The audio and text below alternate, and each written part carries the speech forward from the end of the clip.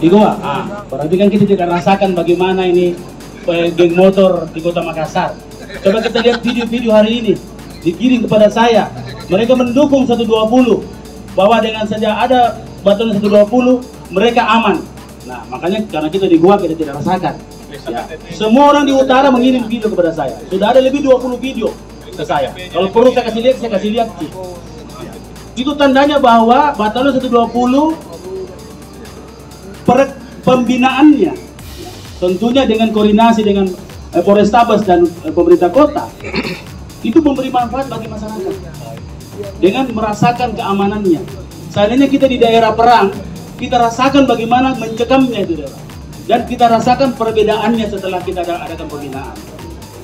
Teman-teman sekalian, sekarang teman-teman ya alumni yang sudah dibina, kita lagi persiapkan untuk jadi pemadam kebakaran lorong. Kita butuh 300-400 orang.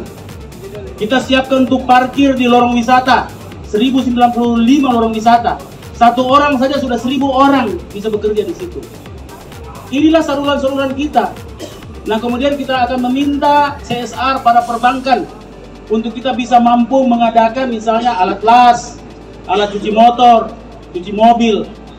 Jadi inilah usaha kami bersama-sama Polrestabes dan didukung oleh DPR dan Ibu Kajari untuk bagaimana teman-teman yang tadinya menjadi masalah menjadi berguna dan bisa menolong dirinya sendiri. Jadi kalau dibilang mau dibubarkan apa tidak, ya kita menilai masyarakat saja mendukung. Jangankan dari Makassar, dari berbagai daerah pun sudah menyatakan marah mau masuk. Padahal Batalion 120 ini di Makassar, tapi ada dari teman-teman daerah, dari ya tidak usah sebut daerahnya, semua menyatakan mau dibentuk 120. Rupanya teman-teman itu tidak diberi ruang setelah dia lihat Batalion 120 menjadi jembatan.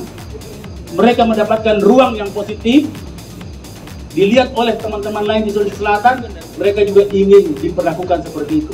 Artinya 120 berfungsi dengan sangat baik.